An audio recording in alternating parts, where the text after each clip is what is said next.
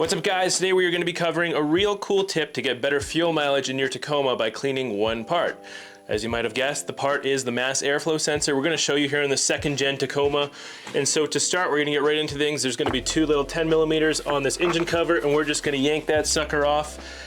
And then let's begin. All right, so if you look at your engine, you're gonna have your mass airflow sensor here, your MAF, and it's gonna be right here as soon as you take off the cover, and so it's gonna be held in by two screws. A lot of people might mistake these screws for Phillips head. They are not. Instead, you actually need a special tool, and what you need is a JIS, a Japanese Industry Standard screwdriver. I'm gonna link these below in the description.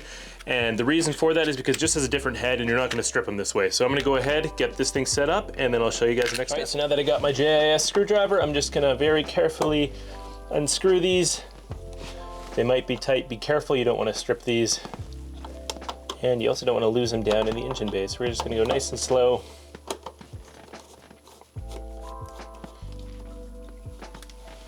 One, and two. All right, now we're gonna just simply pull this tab back, wiggle it, that's loose, and we can pop this out.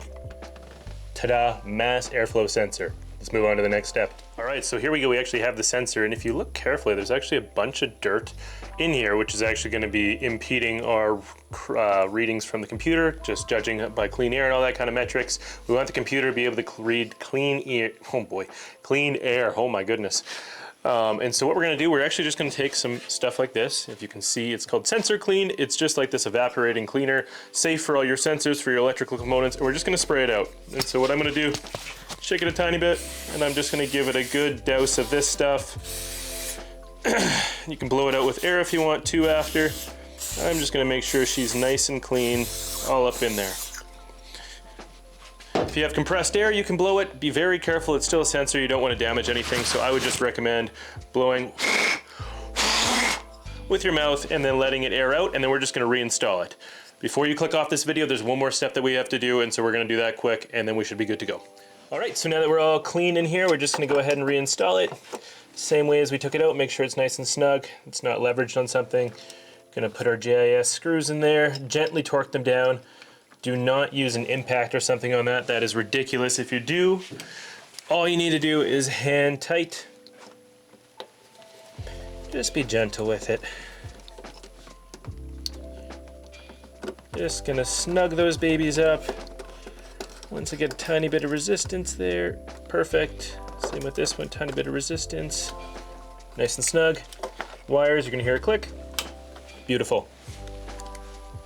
All right, next thing we have to do, we actually have to take the negative off the battery. That's gonna actually reset the whole entire ECU so it can relearn everything with a clean sensor.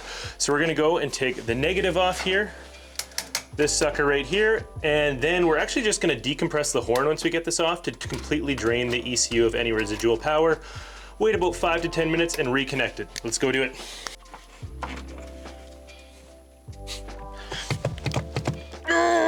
Get out the way!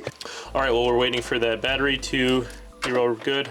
We're just gonna put on these bolts. Don't forget your engine cover.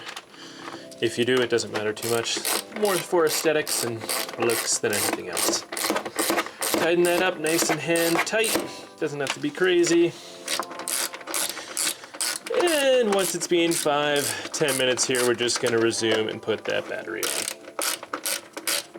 All right, so we are gonna just reattach this battery, making sure it's all the way down so it has a really good contact. Tighten that sucker up. And then when you go to start the truck, you might have a little bit of a stutter. That's totally normal. Just keep cranking it and it will start, and then you're good to go. So we'll go ahead and do that now to show you. All right. Totally normal. And we're good to go. And so if this video was helpful, please consider dropping a like, subscribing, and let me know how much fuel mileage you gained, because you're sure to gain some. See you guys later.